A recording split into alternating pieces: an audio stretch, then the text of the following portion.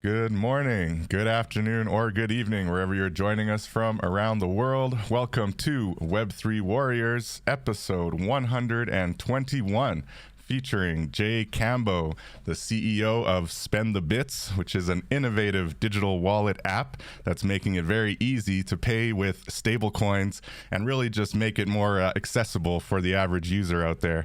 Welcome, Jay. How are you doing today? Thanks for joining us. Thank you, David. Thank you for having me on the show. Awesome. Glad you were able to make it out here. We've been connected now for, I don't know, over a year or so, and it's been very interesting to see your roadmap and how you've been able to connect with a lot of the stablecoin big names out there, whether it's Ripple, whether it's Circle. And really, it's a really cool app that you've got going there, and I look forward to getting into it and being able to learn a little bit from you, and hopefully our listeners will be able to learn a bit more about this whole stablecoin narrative and what's happening and where things are kind of going and where we see this evolution leading, and why stablecoins are kind of playing an important role in the overall kind of crypto ecosystem.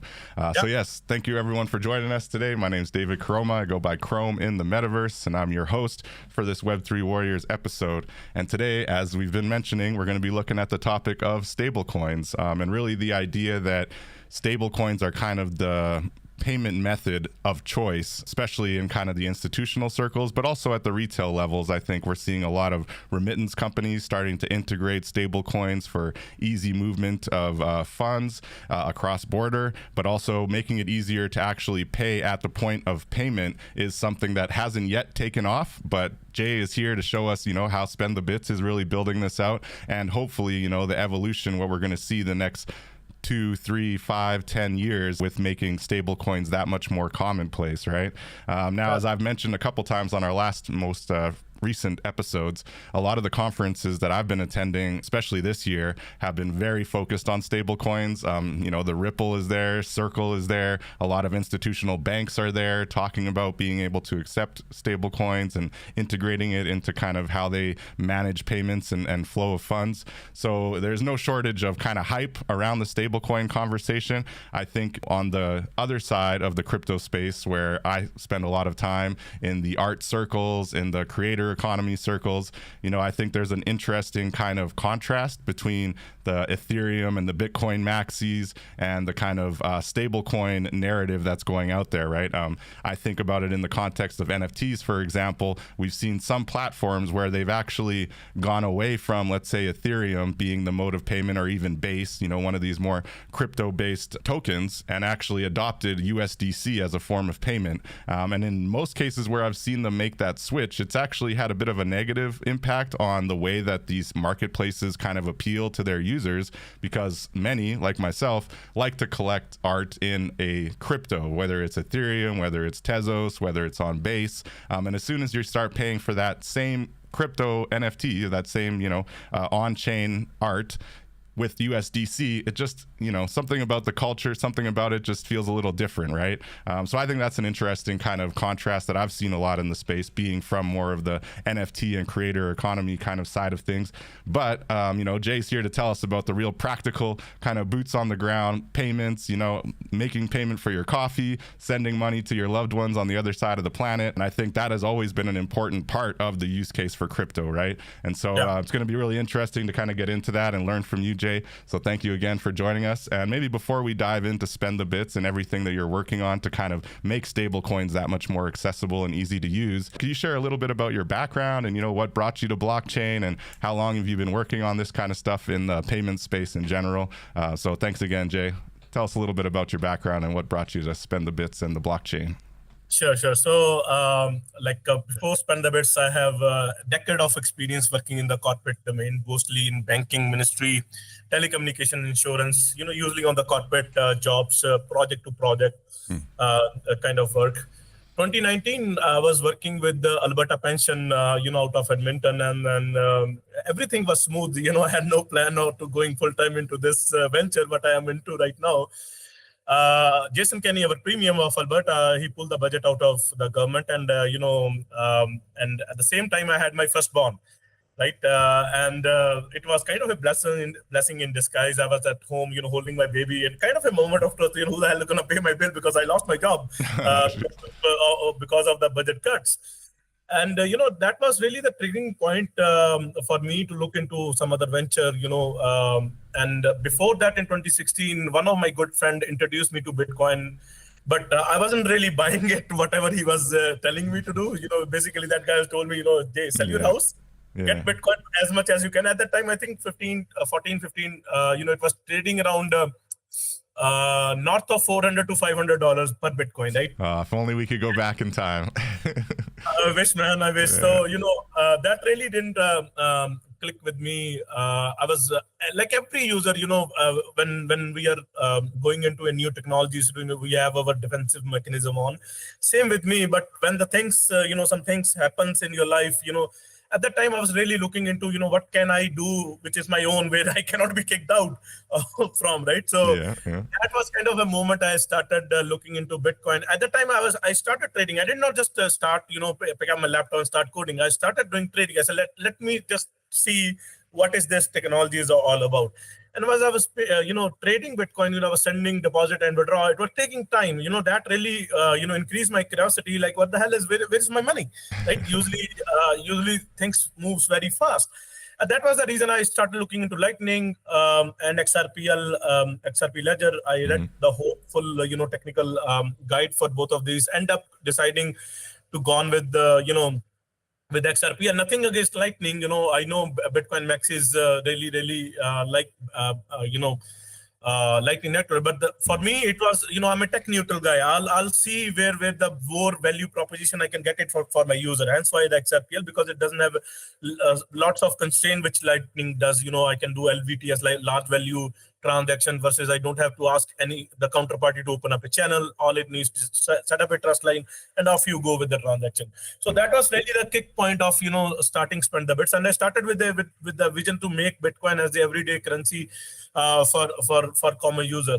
The problem that I see in that industry was, Bitcoin was, someday it was 20,000, other day was at 10,000. Volatility is real, right? Yeah. Volatility. It's the early days, right? So it's gonna be like that, and we have our head wrapped around this, from a business point of view, that this thing will happen, and it really did happen.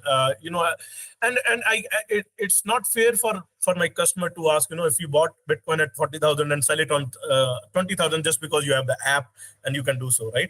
Yeah. So that really triggers us to look into other than what Bitcoin, what other technologies we can bring on, and that's really, we see USDT and USDC. I like both of them, happens to be, but our Canadian government did not like USDT, and hence why they are banned.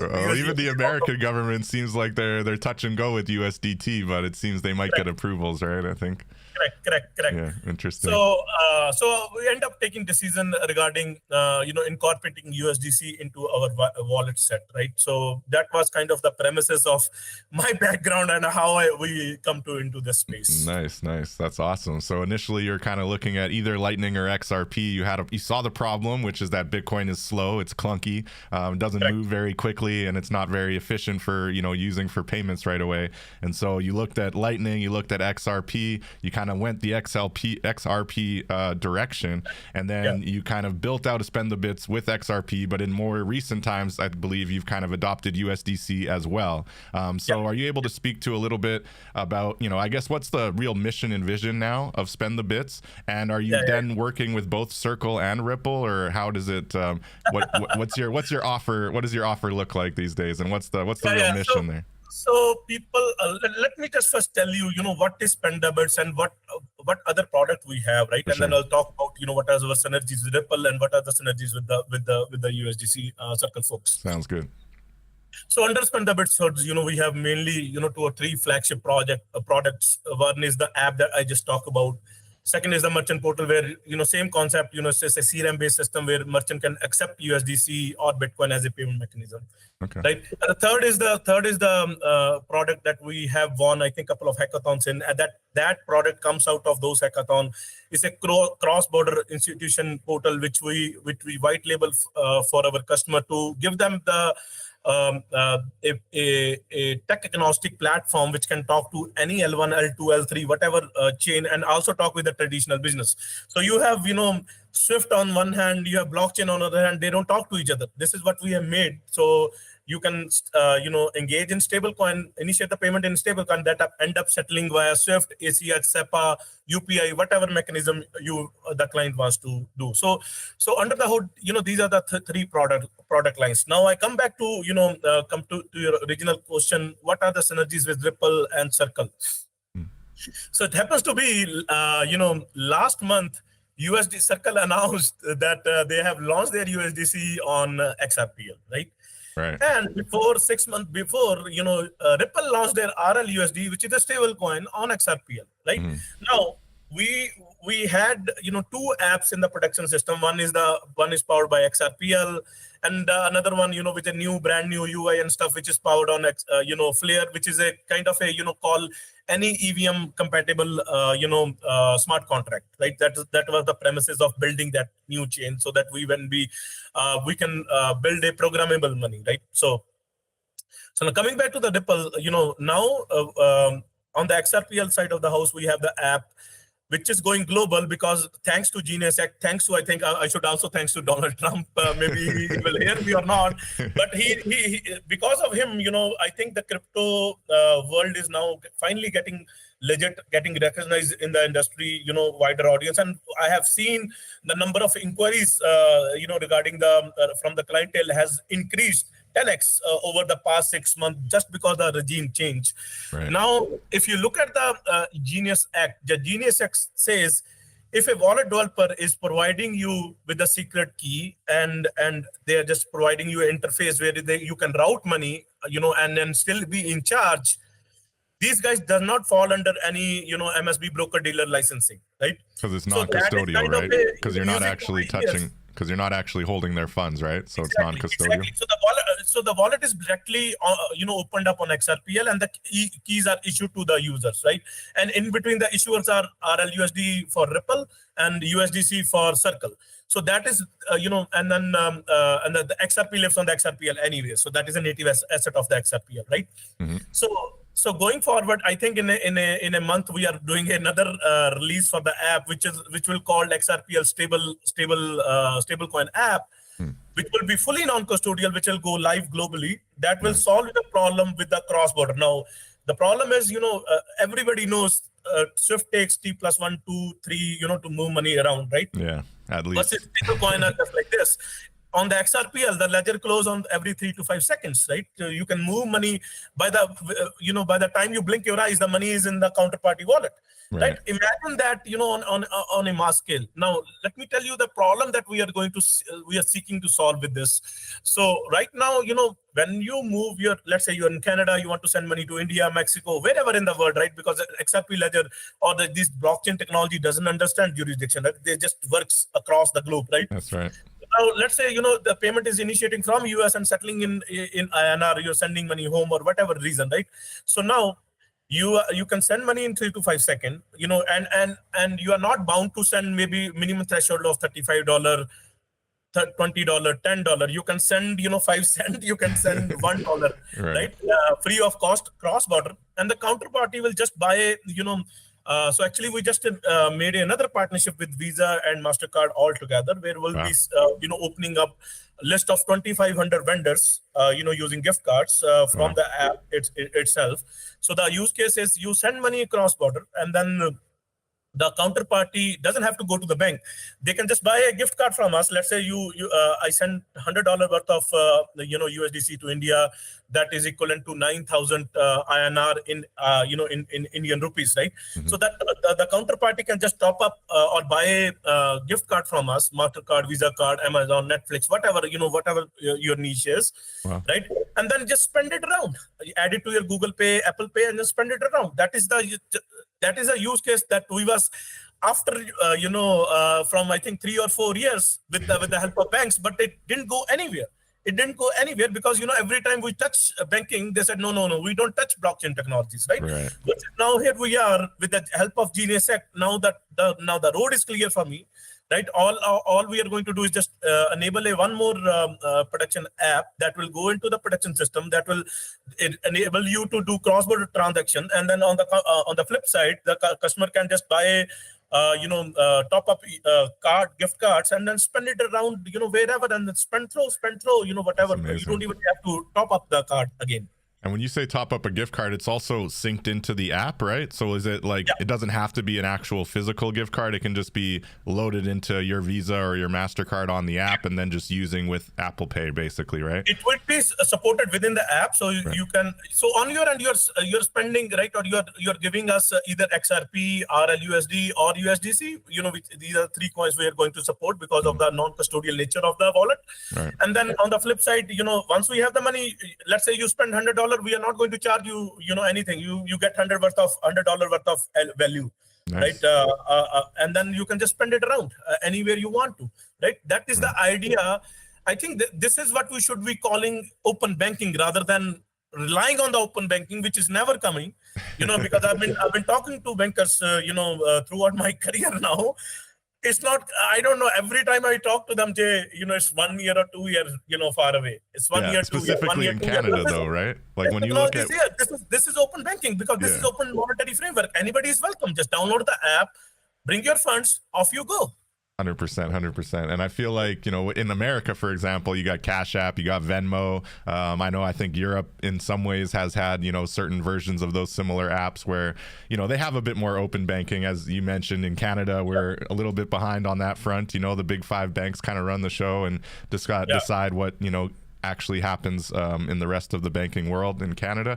But so when you look at this partnership of Visa and MasterCard with the SpendTheBits and, theoretically any digital wallet that is able to kind of pull these different pieces together, which I know you've put a lot of time and effort into, so it's not something that can be done easily, of course. But do you see that is essentially doing a kind of runaround of the banking industry and like pretty much fully? Obviously, you did mention you can still go to fiat, you can go to SWIFT, which does require those kind of banking partnerships or some type of on the ground kind of more traditional financial institution partnership, right?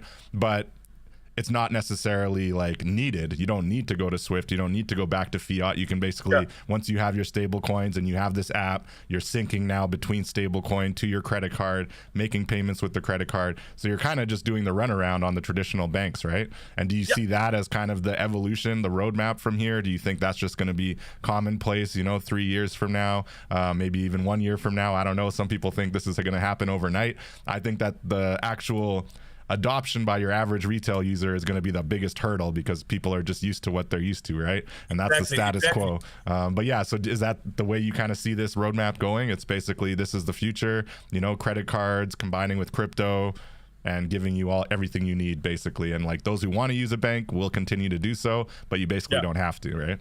Yeah. So right now I'll tell you from the real example, because we are live with MasterCard in Australia and New Zealand, right? So we have a customer now actually using the product, which is awesome to see. You know, you can spend your crypto directly, you know, on any POS with MasterCard. So I think this is something for the people who understand that, you know, open monetary banking, and they want to participate in that, and they don't want to touch the banking, because, you know, there is a huge customer segment from crypto world who was denied banking because of their choice of, you know, crypto, you know, just because they're still out there. We hear about them all the time in the fintech space, right? People getting debanked. This product is especially, you know, built for these guys who are denied banking. You know, I was denied banking as well in Canada, and you know, we built this just for these guys. So, you know, to have the freedom, you don't need to go to the bank now. You have the app, download the app, your keys are with you, your funds are stored with you. Just don't lose the keys, right? we have some, you know, parameters built around it, so that even if you lose, you will still be able to recover it within the app, as long as you don't delete the app, right? But once you have the app, you have the keys. This is what, you know, open banking should look like, because now you can just get any card and then tap it around anywhere in the world.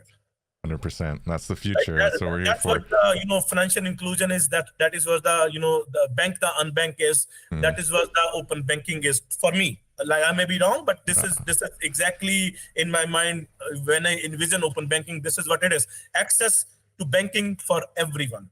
You know, not just based on their choice preferences, right? Just 100%. For everyone. It's an even playing field, a wide open playing field that's become much more accessible. Right? So now with the Genius Act, the field is getting leveled, and we're gonna, you know, come hopefully, you know, in the forefront of this, because we have those innovative solutions.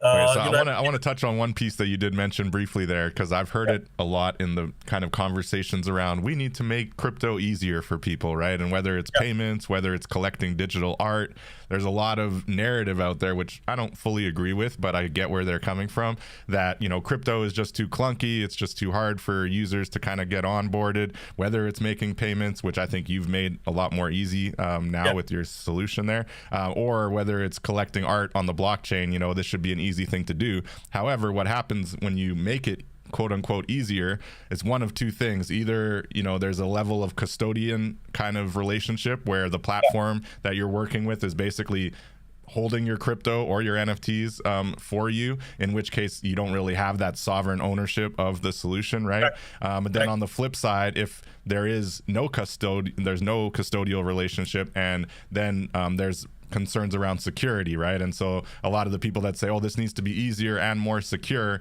they want some kind of like healthy balance of a little bit of security measures, but not full custodian. And I think you just mentioned, you know, you're definitely taking the non-custodial angle. However, for those who use the app and happen to miss their key or do something that they locked themselves out of the system, you have a way, I'm assuming through some kind of zero knowledge, where, you know, you have the keys attached to that user, but in a way that you don't have access to those keys, right? So I'm just curious if you could get under the hood a little bit more about how you do that, because I think that that's kind of an important piece that a lot of people speak to, but not many people are actually doing it, you know, effectively, where they do offer that type of, you know, plan B security without compromising the actual keys for those users, right?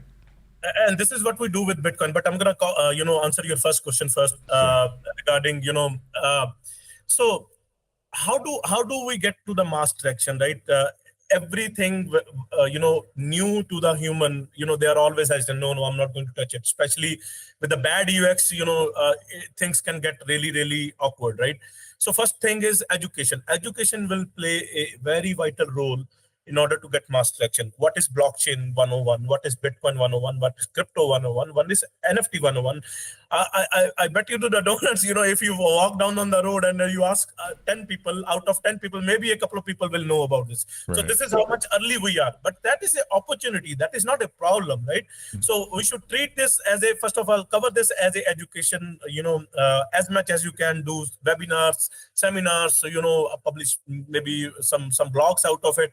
Just because we are at an advanced level doesn't mean the customer would be at the same level that you are, right? So you have to think about, just like when you enter into a university program, the first program is, English 101 or science 101 or computer 101. So this is like a blockchain 101 for the customer. So I think that is 100% required to get the mass adoption. The second is the clean UI UX. The easier it is, the user journey, the more easier it gets for user to engage.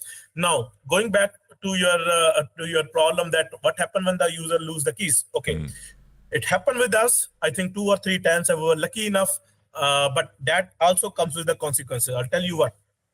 So in the original Bitcoin app, we have BitGo as our custodian, which is a exchange, very reputable exchange, out of US, right? That is the one who legally custody our Bitcoin, right?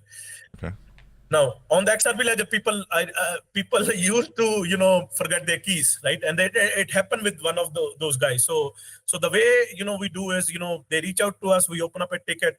Since the Bitcoin was issued on the ledger as a IOU, it's there and you have the keys. So we can't really use the existing wallet right now because it's no good because the asset has been already issued. So what we ask our user is to create a new user using the app, and then just go through the KYC process. Once they happen, once they do that, we reach out to BitGo. They sign their cold wallet keys.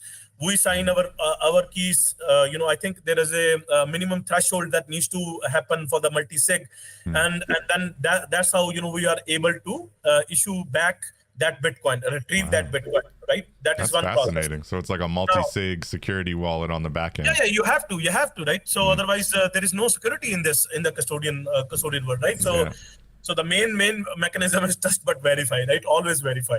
Right. So now, what is the problem that it caused underlying? So underlying, now we have a asset. Maybe the value at that time for Bitcoin was $1,000. So now we have a discrepancy in the reconciliation that you have issued $1,000, which nobody is accountable for because the customer lose the keys.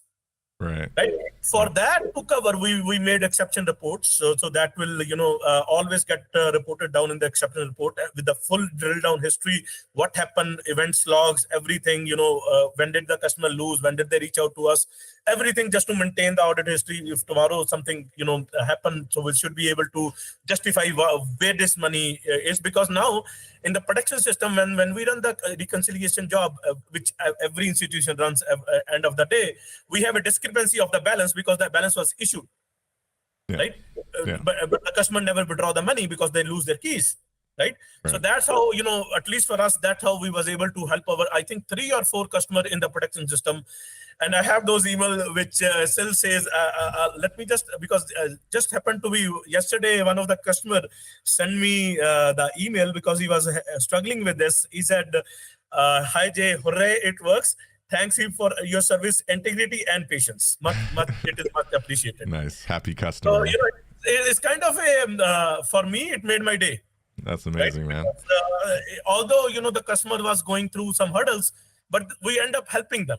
And I have, I think 3 or 4 customers which can come out by their own, who can vouch for this because we did really help them with this process. That's amazing, man. So that's good to hear because, yeah, it makes sense. And it makes sense that there should be some hurdles. If you, make that mistake of somehow misplacing your key, or maybe you miswrote it down or whatever the case might be. But that was a miss on your part. And in many cases in the past, it's been very Wild West, right? So, not your keys, not your crypto. If you lose your keys, you're SOL, sorry, go home. But for you to be able to actually have a solution in place that does still respect kind of the sovereignty of those funds, but has a kind of mechanism, security mechanism, because it's going to happen. Mistakes happen, and you don't want people being out tens of thousands of dollars because they wrote down a number wrong or something. And so I think that it makes sense that as we evolve in the crypto space, that there are some plan B solutions for these type of things that can come up. So we was only able to help because of the the custodial part of the house. If that would have been XRP or native asset on that ledger, we'll never be able to recover it, because that's the way it rolls, right? But in order to mitigate that issue now, what we have done two things now. We are storing your the customer keys within locally on your device, just like Trust Wallet, just like every other wallet. Automatically, or to give them the option? Automatically, so that even if you lose, you don't need to access your wallet. As long as, like I said, you don't delete the wallet, it will be stored locally on your device, right? And the second is, and that's stored with zero knowledge, so it's stored, but nothing, like you guys from SpendTheBits can't see it, obviously, right? So it's stored internal to their user. So the only thing I can see is this customer signed up and he is doing transaction. That's about it. Okay. Because I don't have the keys, right? I can't drive anything, right? We don't save any keys. That's the whole point of it. But the system is backing up the keys on their user. On their device. On their device only. Which is their device, their ownership. That's the whole point of it, right? Okay, that sounds like a pretty good security measure. As long as, like you say, everything can be still totally under their control and not, Correct. available to you. And the second thing we have done is put an option in the app that you can retrieve keys via putting your OTP. It will trigger a OTP, one-time password on your phone. Then it will trigger a biometric authentication to really see that it's you, because your secret key will be revealed after that. Once you go through that process, your secret key will again be revealed within the app. Nice. So, you really have to be brain dead, even after that, you lose your keys. To lose your keys still, okay. You may be not brain dead, you may be ignorant of, you didn't really care. Mm-hmm. But we have drilled down on this because I've seen this issue happening in production. And for me, for our customer, I don't want even to them to lose even a single penny, because, it takes hard work to make money. Yeah, right? 100%. So that's the whole point of it. Respecting the funds. No, I appreciate that. That's awesome. So I'm glad we got to tackle a bit of the security side of things, because I think it's a very important piece as we talk about more adoption and we talk about literally making payments at your coffee shop with crypto and that kind of thing. People do want to be comfortable that their funds are secure no matter what, even if certain mistakes might get made. So I want to go back to the Ripple conversation, because I've been interested in this RLUSD and this narrative around basically Ripple really being unleashed, you could say, right? I think the SEC finally dropped all these crazy long cases that they've been dealing with them for however many years, and so with the RLUSD and this whole narrative around Ripple basically, I guess, becoming an institutional solution, right? And that's kind of been their pitch for however many years. How do you see the adoption conversation taking place? I think it was really interesting, like you mentioned, that they saw the network potential of USDC, right? And so they adopted USDC on the Ripple network, which makes total sense to me. However, now looking at the RLUSD, what's the advantage of someone to use their stablecoin as opposed to a USDC? Obviously, I'm sure there are certain yields, certain things that they're trying to bake into it to make it worth it. But when push comes to shove, you have to wonder if it's going to be a scenario where it's kind of like one stable coin to rule them all, right? And USDC does definitely seem to be the ones, in the pole position, especially looking at their recent public stock release, right? Over the last few weeks, it's gone parabolic there. So how do you kind of look at that kind of evolution? And do you think that the Ripple stable coin is around for the long term, or what's its place in the market there? Well, as long as Brad is around, around Ripple, I don't see anything goes wrong. I really trust the guy, and I respect the guy, because he has done some really difficult decision, but it's all opt out well for XRP Ledger and the whole ecosystem. Now, coming back to the RLUSD. So RLUSD, although we are going to support as a non-custodial way, but there is another angle to it, which is the institution-based payment, right? So in 2022, Bank of International Settlement held a hackathon, and we beat around 600 banks and fintechs. We were the first in those hackathons. And that was the hackathon regarding CBDC, which is now a stablecoin platform. which will go non-custodial because we will be supporting USDC natively on XRPL and RLUSD natively on the ledger, right? Nice. So now an institution can reach out to us to get a white label branded portal, where they can send money across, a totally non-custodial way, and then be in charge, and that can talk to SWIFT, SEPA, and all of that. On the flip side, right now the liquidity for retail side of the RLUSDC is low versus USDC has high volume of retail activity, right? You have pairing around all the major Bitcoin, there's a market to it, right? Not only that, if you look at USDC, there is a protocol they have enabled, is CCTP, cross-chain transfer protocol. So we have that live in the app. One of the app is live with CCTP. But that is not currently talking to XRPL because they just release it. So now what will happen is, down the line, each chain, let's say Ethereum, Solana, or any EVM compatible chain who is supporting USDC or USDT coin. I know USD is not live on the XRPL, but look at the longer term. I'm just running my mind here. So each time, like Ethereum, if you want to transact on Ethereum, that on $10, $20 is the fee, right? Unless they come up with a solution with $2, $3, right? Even then, customer won't be, willing to send $10 and pay $2 for it, right? Course, when they know there is a cheaper option out there, right? And same goes for all the L2s and the L1s. They have to lower down their fees, because on the flip side now on XRPL, when you do million transaction on the XRPL using the app, it only costs 1 cent. That's crazy. Right? How is XRP making, bank on that if the margins are so tiny, right? Like, where are they bringing in the volume, the value for their company? I think the way Ripple is promoting this is, obviously they white label this to the customer to have the money move, and then they may be charging on that on the monthly basis, something like that. Subscription to have it white labeled. But under the hood, developer like me, we can program, something, to make some money out of this. But we tend to not do it. It all depends upon the, the traction of the wallet. Previously, we was halted just to go live in Canada, but with the Genius Act, now we see a green light to go global, right? This is where I think everybody will have the app, but the problem still comes: how do you bring your USDC and your RLUSDC if there is no liquidity in the market, right? So this needs to happen. I think in a 6 month to a year down the line, you will see a lot of pairing coming out for RLUSDC. For example, you can swap RLUSD, BTC to RLUSD, say with the other crypto market or altcoin market, and that will give power to the RLUSDC, and then hopefully that will come to the retail segment of the house. Right? Interesting. On the flip side, in the USDC side of the house, it already has a tremendous amount of volume captured, not only from the institution point of view, but also on the retail point of view, because a lot of people has USDC, even our retail customer has USDC, which is spending via MasterCard, right? So let's say even right now when they're interacting with the chain, Solana, Arbitron I think is much more cost effective than Ethereum. Ethereum is the more problem, but Ethereum has the more mass adoption, right? So you can't really ignore Ethereum, because it's the middle of the heart of crypto, right? After Bitcoin is the Ethereum and then the XRP, right?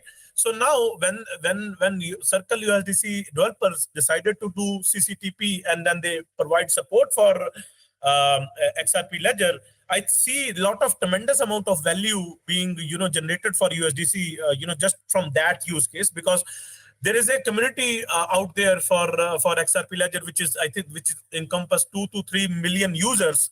All of them happens to own USDT or USDC. Now imagine if that flux of flow coming to the XRPL, that will also generate more volume for XRPL. It's good for the ecosystem as well, right? Yeah, for and sure. Once you have on the app, you can just send it money, free of cost kind of stuff. Maybe you will make little bit, money out of it, made money out of it. But the point is to give a user, the financial inclusion. Now, going back to the USDC. So USDC has much more use cases as of now versus RLUSD only right now is institution based, right? So when I say use cases, what do I mean? So the idea from my end is to enable US treasuries, US bond. There's a project called Ondo project, which is tokenizing US treasuries, US bond, on the XRPL. So the idea is to have them also, included part of the project, part of the app, and give user to, by law, as per whatever is allowed by the law, to give user a platform where You may be out of UK, or you may be out of Mexico, but still get exposure to US treasuries. Now look at that, because that treasury has yield effect Yeah, back it's to it, epic. right? So not only just stablecoin yield is a class classy project. I liked it a lot. I just happened to introduce to the project just a couple of weeks ago. I'm still going through it. I'm seeing a tremendous amount of value being put together in this ecosystem. So we're gonna try to connect with this so that even if you're not, apart from payment, you're not using your app, you can still make little bit of money, from generating out of your stable coins. It could be USDC. USDC already have those legs and integration. It could be RL USDC. That's what our motive is, to give the user platform where they can do payments. They can make some little bit of money out of it, maybe by yielding or something like that in a legal manner. Mm-hmm. And hopefully, once I think there is one more law coming which will help user to get mortgage out of it. So give them a platform where you can do, mortgage payments, to the banking sector. That's a lot of different use cases. And yeah. So for us, it doesn't really matter what you do as long as you are able to send the money, right? So even let's say it's the mortgage payment. So all the banker care is, they get the money, right? So we can program the money, one-time recurring payment or future date recurring payment, something like that. Or customer itself can send the USDC to the banker, and then they can off-ramp it, right? And does the from the stable point of view? Yeah, 100%. I can see that. That's very convenient and good. When it comes to the yield, though, like, is it complicated being non-custodial but still being able to have yield provided for your users, right? Because it seems like a lot of the times you need a certain level of custodian, overseeing the funds in order to make sure the yield is going appropriately. However, in the DeFi world, maybe not. Maybe there is a way to. Excellent question. Okay. Now, what will happen is Ondo is a issuer on XRP Ledger, right? Okay. Versus we are just a platform supporter, which will give you a UI. Is Ondo an actual blockchain? Like it's its own project? Ondo is a project. Happens to launch on Ethereum and on XRP Ledger. Ethereum and Ripple. Okay, I'm gonna have to look into that one. Tokenization is all the rage, but you see very few projects that are actually executing on it. Okay. Yeah. It takes time, for me, it always takes time because I'm going to start doing my DD on these guys, started learning about their services and stuff. Once we are at the level that I'm comfortable supporting the app, we'll just support right away, right? For us, it's just a matter of time. We set up the trust line with this issue. So on the XRP Ledger, there's a concept called trust line. So what that means is we have the platform, which the user has the secret keys to it. All they need to do is just set up a trust line with Ondo Finance. Then off they go. They get the full exposure what Ondo has to offer. So it's totally non-custodial, David, to your answer. Nice. And then and Ondo is offering now a tokenized treasury. They can participate and then generate yield out of it. That's all. That's epic. Okay, so tokenized treasuries, tokenized like stocks as well. Are they already into that? I think they're doing two things: tokenized bonds and tokenized treasuries. But still, 2-3%, I think, with a legit manner, whatever you can make, still money is a money, right? When you're making it. It's a little bit of yield. If you've got, a whole bunch of liquidity that you're holding in this SpendTheBits wallet, then definitely 2-3% will be worth it for sure. Yeah. So there is a flip, other side to it. That is a custodian side of the house. That we can also do, by partnering up, getting the license, all other. But there is a way to, bypass everything now because of the Genius Act. We can directly have our customer signing up the trust line with the issuer of the project, right? Which is in this case would be Ondo. Right. Yeah. Similarly, you're setting the trust line with Circle, setting the trust line with Ripple. So we are just a platform provider, but through us, you can have exposure to different parties, which offer different services. Okay, awesome, man. And the cross-chain, the CCTP is a new one for me, a cross-chain transfer protocol. So I noticed you have a link to that on your website. Everyone check out spendthebits.com for a bit more information about the platform and everything they're working on. But man, it's been a real lesson in stablecoins so far. I really appreciate that. And Ondo, I'm definitely going to have to look into more closely because I'm really interested in the tokenization conversation. And I've heard a few different, projects that are trying to launch it. But again, I haven't haven't seen many where it's really the use case is adopted and it's happening and everyone's kind of fully invested. So it'll be interesting to see how that kind of evolves there. On the Circle piece, I don't want to lose track. I think the Ripple is definitely interesting. And sorry, before we move to Circle, on Ripple, when it comes to that whole like RLUSD to Bitcoin or Ethereum, that would be in a future where there's more people kind of transacting on Ripple wallets, or do you see a future where the Ripple network is kind of synced in with, let's say, a MetaMask or a Phantom wallet or one of these ones that already have fairly large kind of adoption and network effect? Because I do feel like if they're starting from scratch and they're, you know, hoping that people are going to adopt a new Ripple wallet and use, you know, Ripple wallet for all of this, that's going to be a pretty big hill to climb. But if they get adopted in some of these more popular wallets already, then maybe it could work out. I don't think it's that way. I think most it will happen through exchanges. Oh, okay. So they will partner up with the exchanges which they already have. They will just send them everyone RLUSDC, and then they will be the one who will be making the, you know, the money market kind of stuff. Yeah, you know? yeah. So they will produce new pairs on their exchanges. Right. And that time, you know, people who wants to get RLUSD can take your position. Let's say you have Bitcoin, Ethereum, and you want to take your position off into RLUSD directly. You sell it on the exchange by a spot order or swapping. And same thing I'm thinking, you know, with the wallet, Phantom wallet, or all of that. I think that's the way it will be, rather than Ripple will, you know, launch their own wallet. I don't think that is happening. That makes sense. Yeah. Because their focus is always on the institution. They don't focus on the retail. We are the one who is focusing both on retail and on the institution side of the house.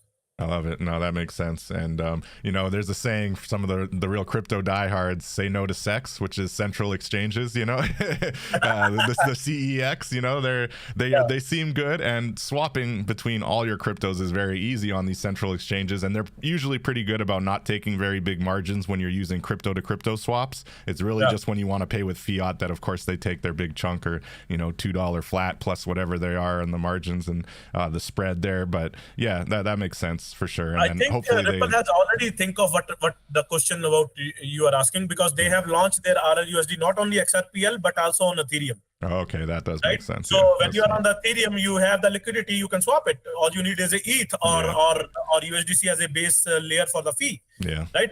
I think we miss one thing, you know, when you were saying, you know, that when you're swapping NFTs or any other token and you have to pay, you know, in USDC, kind of, you know, taking away the charm. But there's a flip side to it. I'll talk about the problem that is. So if as a wallet developer, I offer a multi-currency wallet, right? Solana, Ethereum, Algorand, XRP, whatever, right? Mm-hmm.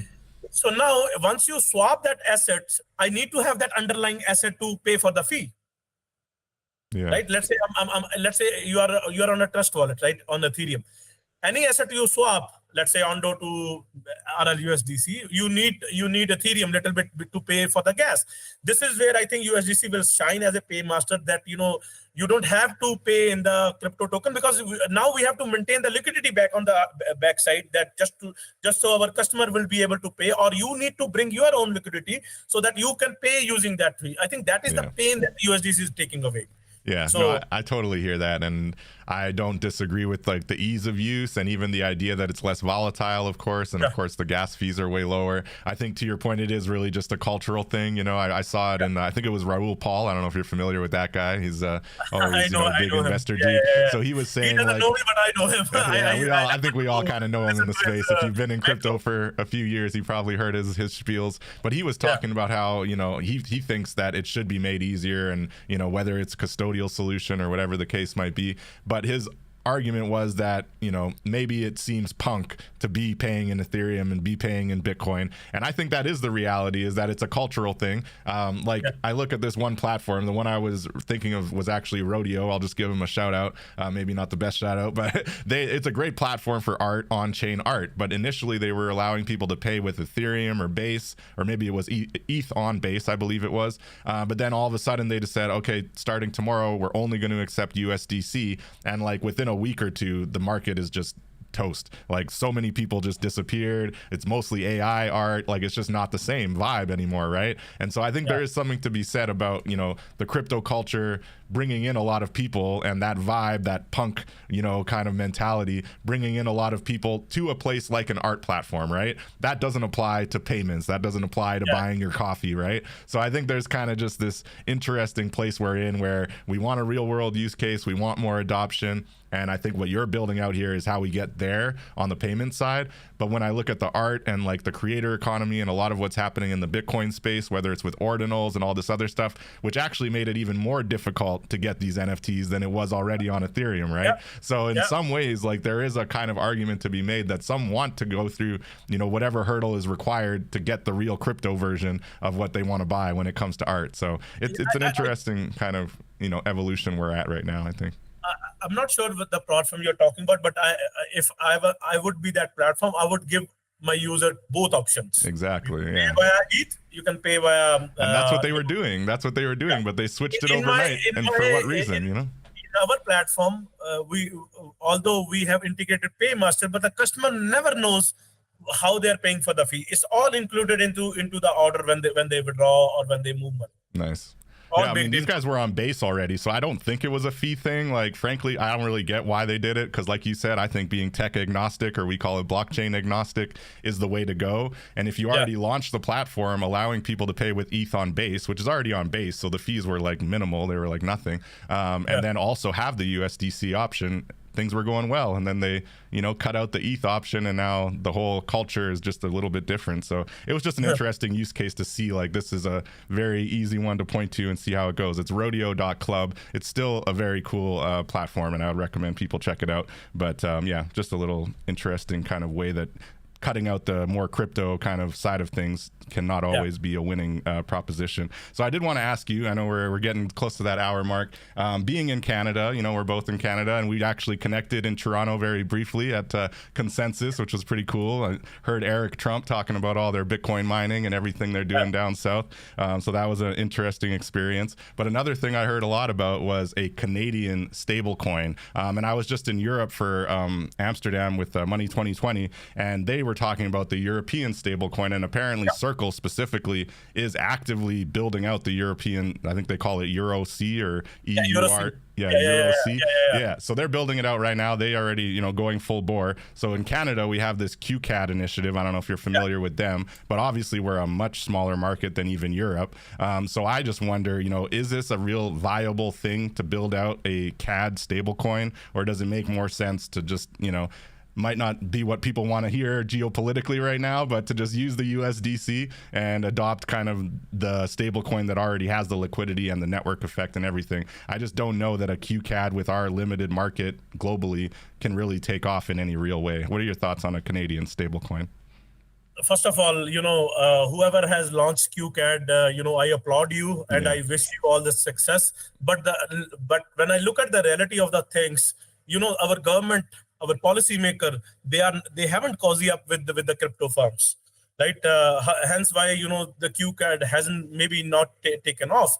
Could be that reason, because, you know, we were debanked. The moment you say, you know, you are a blockchain company or a crypto company, you are out of the system. Forget about, you know, even a basic banking, right? So this is where I think Mark Carney, to wrap his head around it, he is from the fintech, he understands this technology, but I'm not sure why he's not taking any, you know, any measure to, you know, have this technology and be as a Canadian, be in the forefront of it, right? We have the technology, we have the talent, we have the infrastructure, we have everything, but we just not have the blessing from the policymakers. So that is even Ethereum is a Canadian innovation, as I like to remind people. You know, it's a Canadian-born innovation that is now basically the beating heart of the programmable blockchain, right? Like, there's Solana, there's Ripple, there's those, but nobody can deny whether it's network effect, whether it's innovation, whether it's, you know, cohorts of builders and developers. Ethereum is still leading the pack when it comes to programmable blockchain. And to your point, you know, we could be, really kind of ringing that bell and, celebrating this Canadian innovation and adopting it. And instead we are, in this same kind of malaise of being scared and clutching pearls and really wanting to protect the bankers or whatever the case might be. So hopefully that doesn't get us down some crazy CBDC route or something, but we'll see what happens. I was about to say this thing. I think the chances are in Canada, CBDC will get launched rather than, a stable coin.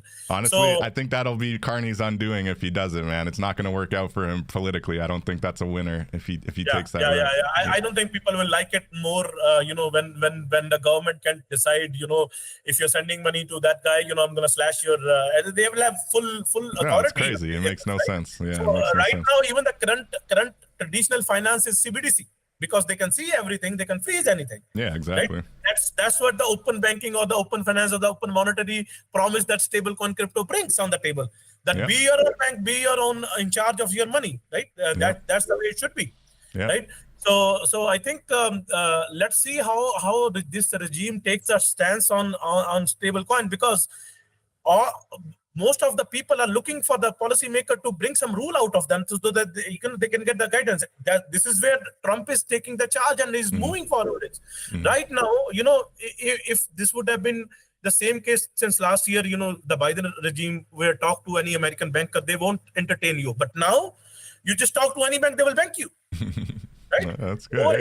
Night and day, the same case. Your blockchain, we can't touch you. We want to de-risk, blah, blah, blah. I'm not sure where this is coming from. Maybe it's the 5 big banks who wants to dictate everything, or maybe it's the all-together collaboration they are doing behind the scenes, to run down on this industry. And this is, see, the hard truth is this is not going away.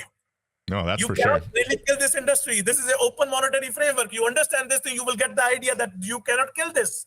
Yeah, exactly, right? Exactly. And not only that, but we would not have had this true open innovation if it wasn't built by the people. That's why it works the way it does, right? Like going back to Satoshi's white paper. People like me, for the people like you, to use this thing, to be your own in charge of your funds. Exactly. And this is where I think banks get hesitant, because if they don't see the money influx, how the hell they're gonna make money? Because they make money out of money. Exactly, right? exactly. So that's the thing. But I really hope Carney do something regarding this space, so people like us can finally be come in front, get the banking all that rails. Which is supposed to be, our Canadian right, as per, I am Canadian. I'm sure you will be as well. So, this is our right to get banking access. Yeah, but exactly. the moment they label you as a MSB or something like that, all of a sudden, you don't get treated, well in the market. Yeah, so, it's an unfortunate kind of pain point that still exists. And it's not just in Canada. It does exist all over. But I think Canada is definitely very slow in comparison to other Western nations, especially now that, America's run ahead with the Genius Act. So what do you think it's going to take for us to get a Genius Act in Canada? Obviously, putting aside, personal politics or people who might have said one thing or another in the past, I do think that ultimately, to your point, A, the technology is not going away. B, part of it is very much a Canadian innovation. And C, it's helping the citizens by creating new opportunities, creating new avenues for revenue. So it's a win-win-win. So I do think with the right advocacy, with the clarity of purpose, and I give a shout out to the Canadian Blockchain Consortium, because they are taking on the very gargantuan effort of lobbying the government in a very kind of grassroots way. And so that more of that has to happen, I think. So we have the kind of facts and truth on our side, I would say. So what do you think it's going to take for us to get a kind of Genius Act in Canada? And what are you seeing that gives you any kind of hope or encouragement? All it takes is a goodwill gesture, that you want to do good by your community, right? That's all it takes.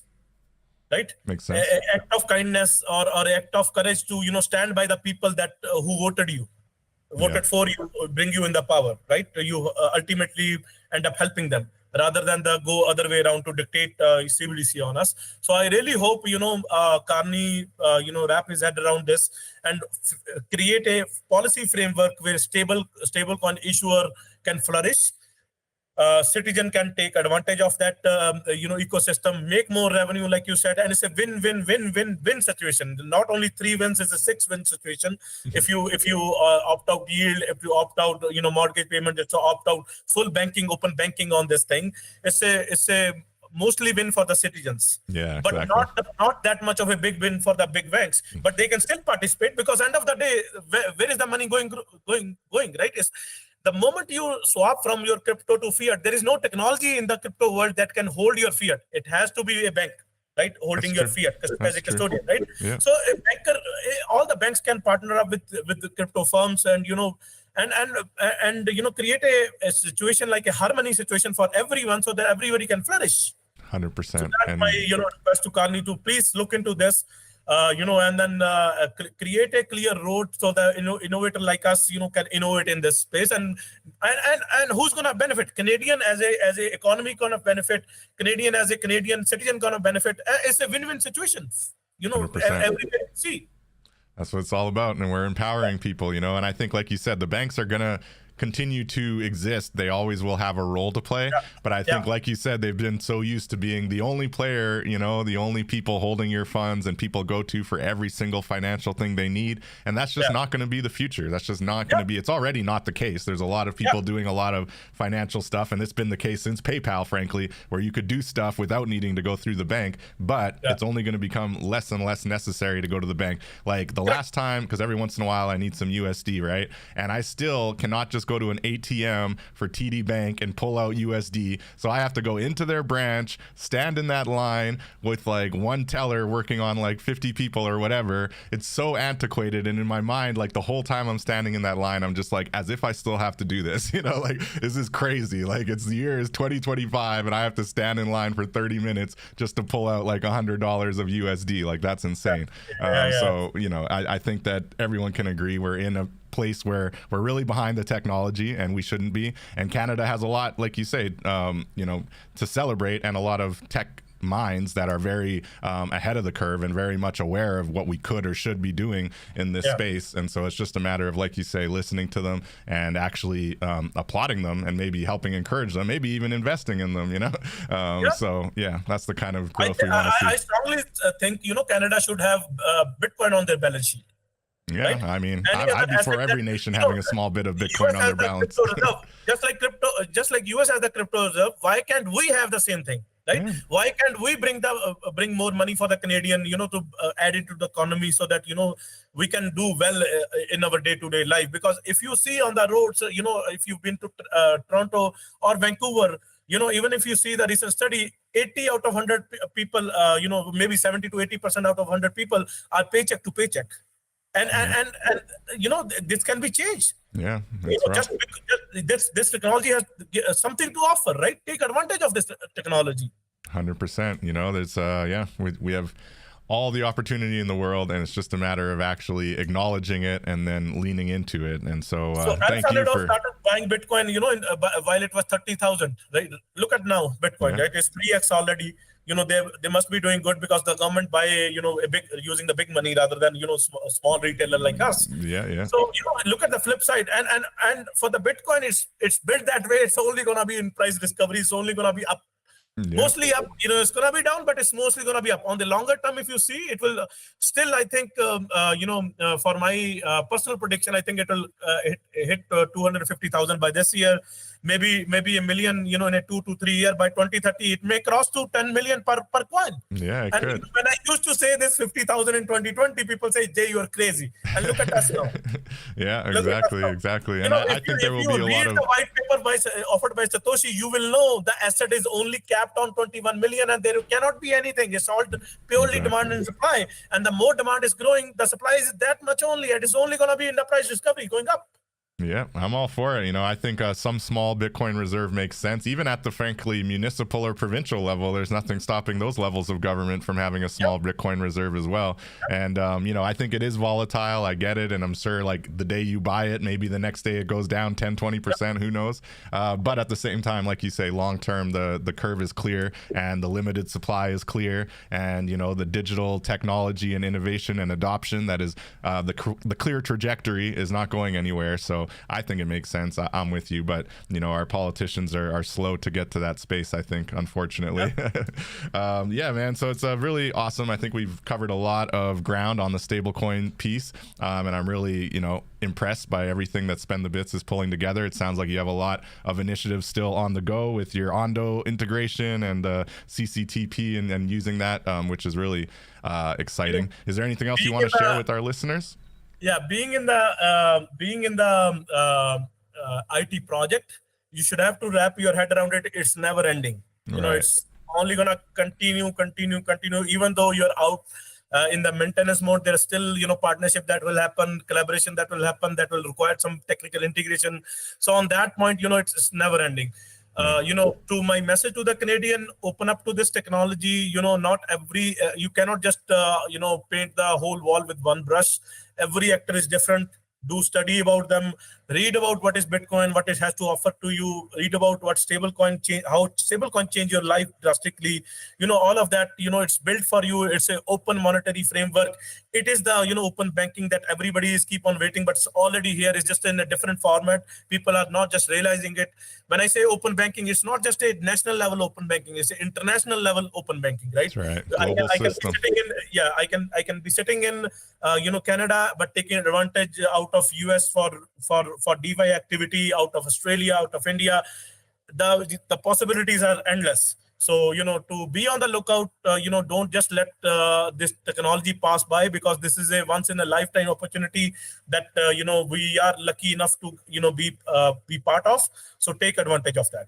100%. And check out SpendTheBits. Check out SpendTheBits. Go to SpendTheBits.com. Yeah. No, it's quite a time to be alive, man. And I think, like you said, it really is a global phenomenon, and it's not going anywhere. You know, with your connections to Circle, your connections to Ripple, I think you are going to be our stablecoin guru, you know. So anytime we want to revisit this conversation, I'm definitely going to be reaching out to you, and maybe we'll have even a panel conversation or something in the future. Because as you said, you know, the tech's not going anywhere, and we are at the very beginning of the adoption. America just officially gave the green light. You know, we're seeing other jurisdictions working on their own regulations and making sure that they're prepared for this. So yeah, I think we're going to see some kind of genius-like act in Canada, and I think that people like you and I and many others in the crypto space in Canada will continue to advocate for it and continue to lobby our governments and our politicians to do the right thing and embrace this innovation. So thank you so much, Jay. Is there any other final thoughts before we wrap up here?